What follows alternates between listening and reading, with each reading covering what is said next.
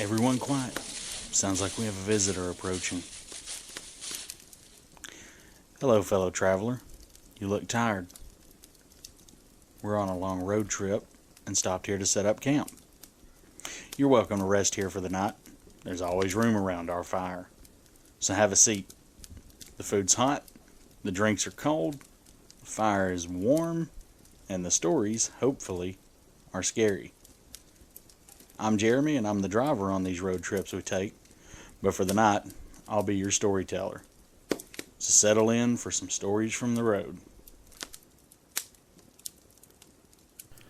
Tonight's story is called Job's Ashes, Part 3 of the Evils, Angels, and Ethereals trilogy, written by Imperial Invective. I knew her complete story the moment I laid eyes on her. Once every couple of years, the heavenly host would send one of the entrants my way. Typically, these people were having difficulties adjusting, or they had burning questions that they needed answered. They claimed that this was done to keep me attuned to the people. You make one inquiry about the current state of slavery, and suddenly people view you as antiquated, insensitive, and racist. In reality, they did it as a means of painting a sympathetic face on the omnipotent. She moved carefully into the premium mobile. She was a shaking autumn leaf in a windstorm. They had sent her to me to provide some sort of comfort, a solace of sorts. I would answer any question she had or smooth over any difficulties in transition. Looking at her, I could see who she was and what she actually was. She appeared as what she had wanted to be seen as. She looked to be about 9. She had blonde, sun-kissed hair that flowed down her back. She was a little on the heavier side. Scrapes and bruises marked up her elbows and knees that told of her life as a tomboy. Those were just appearances, however, a facade. I saw through the illusion to what she was at her very core. That wasn't who she was. She didn't have long hair. They had cut it and shaved it down to the end. They said it was to save her the trauma of seeing it fall out, but in actuality, it was to save them the heartache of seeing her deteriorate before their eyes. She wasn't heavy. In fact, she was bone thin. Months of radiation and chemo tended to do that to people. It robbed them of their appetite. The food that they could keep down was typically bland, light, and not very nutritional. Her scrapes and bruises were replaced with bed sores and lesions. She looked around from torch to torch, expecting me to be standing by the flame and warming myself. She expected to see me as a kindly old man, but I was not. Technically, I wasn't in the room. I was the room. I was there. I was everywhere. My form was incorporeal. It was spread out into every inch of the chamber. I am insubstantial. I am everything. She spoke. Is there anyone here? I am. A little bit of biblical humor. It passed over her head completely. She continued. They sent me to you. They said you had the answers. I did, in a sense. I could make anything truth. I could speak and my words would become reality. I was the truth. The real trick was making my answer palatable to them, acceptable. I responded, Speak, my child. I only have time to answer 3 of your questions. The girl paused for a moment as if considering running out of the room. Talking to thin air was a daunting prospect. She eventually decided the risk of looking foolish was worth the reward. Her voice quavered with the first question. Why do bad things happen to good people? I paused for a moment to consider my response. I had multiple answers, but only one answer that would sate her curiosity and ease her discomfort. To test their faith and to keep people strong. Without tribulation and trial, people grow complacent. They deteriorate in their faith. Trees without wind lose their branches. My mind traveled back to an image of her. She was in the hospital bed with her toys laid out before her. She had dolls, she had action figures, cards, and trinkets from faraway places. Some were gifts from her family and friends. Others were offered to her from nurses and doctors returning from distant locales that sought to give her succor. They gave her so much, but none of it was actually what she needed. She was angry and a bit jealous. They had given her all of these wonderful things, but had taunted her in other aspects. She had all of these amazing toys, but didn't have anyone to play with. The hospital ward was empty. Some would call that a miracle, while others would denounce it as a tragedy. There were no kids to play with. She secretly longed to be outside and feel the sun on her skin and the wind in her hair. She wanted the company of another child, someone to confide in, but that was denied to her. She spent her final moments in loneliness. She interrupted me from my reverie after taking sufficient time to ponder my response. Why do we have to die? To give life meaning. If you all lived forever, life would have no meaning. There would be no sense of urgency. The smallest of notions and the grandest of gestures would be rendered pointless if death had no significance. People die, so humanity tries to live to the best of their abilities. I trailed off to her hair. It was once blonde, but the nurses shaved it down before radiation therapy. They called it a kindness. They didn't want her to suffer the cruelty and emotional trauma of watching it come off in patches, to be left as wisps, ghosts of what it once was. They buzzed it off, and a few more compassionate nurses joined her. They got their hair razored off alongside her and donated it to the Locks of Love organization.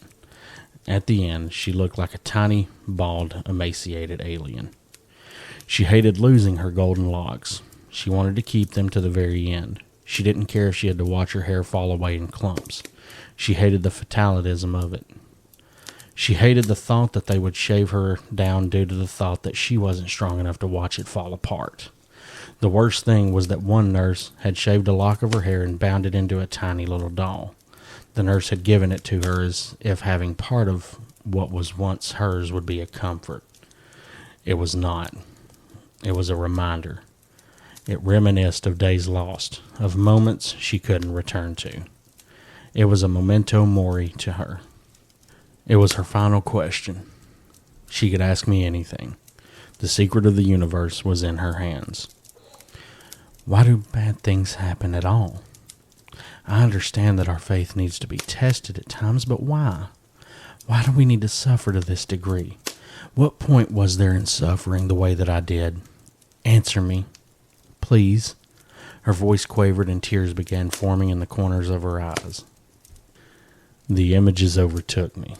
Her family had stuck with her through the diagnosis, the chemotherapy, and her physical degradation. But they weren't there at the conclusion. In the end, she died alone. She died reaching out into the nothingness. A part of her accepted that they didn't want to be there at the end to witness her final agony. She tried to understand that, but in the end, when death came, those thoughts and reasonings were blasted from her mind. The last words on her lips were her mother and father's names. Her father was in an alleyway when her time came. He had just finished work and stopped at a bar on the way home. He wanted to be somewhere where people didn't know his story, didn't feel sorry for him. He had a few drinks and chatted with a hooker at the bar. At the very end of his daughter's life, he wasn't there. He was cheating on his wife.